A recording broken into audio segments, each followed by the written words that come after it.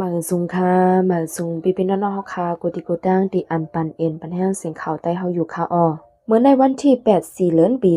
2025ได้ออนพี่น้องเฮาค่ะมารับถอมยินข่าวเหงาเกี่ยวกับเรือรอง TNLA และซึกมันซึกเป็นปางด้วยกันเฮาแฮงตีเจ็ดลักสปีจินซึก PTF อยู่หามงกุฎตายก็หนึ่งในค่ะเนาะซึกหาในจุ่มลูกเพื่อนอันเข้าโฮมปางดึกดีวันเจ็ดลักนั่นลาดีซึกเขาว่าตอนวันเมื่อในดีวันเจ็ดลักนั้นปางจึกเฮาแฮงไว้ปางจึกในเขาว่าเป็นกูวันเส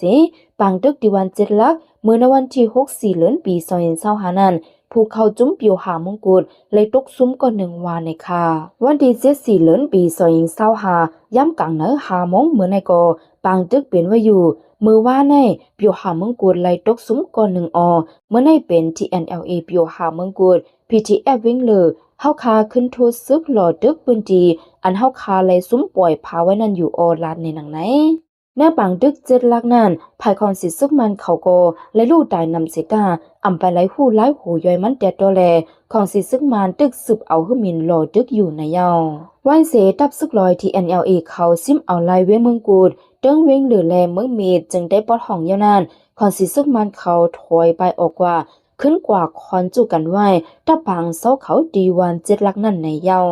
เซเว่งสับปิจินในและถูกซึกลูกเพื่อนเขาซิมเอาไลเมื่อวันที่30 เดือนออกาปี2024นั่นสิตะปังเซาของสิซึกมันนั่นก็เหลือไว้ตะปังเซาดีเจ็ดลักตะปังเซาจอกจีเลคงเห็นเพื่อการซึกจันสงหมาย13เจอในกวยในคาโอ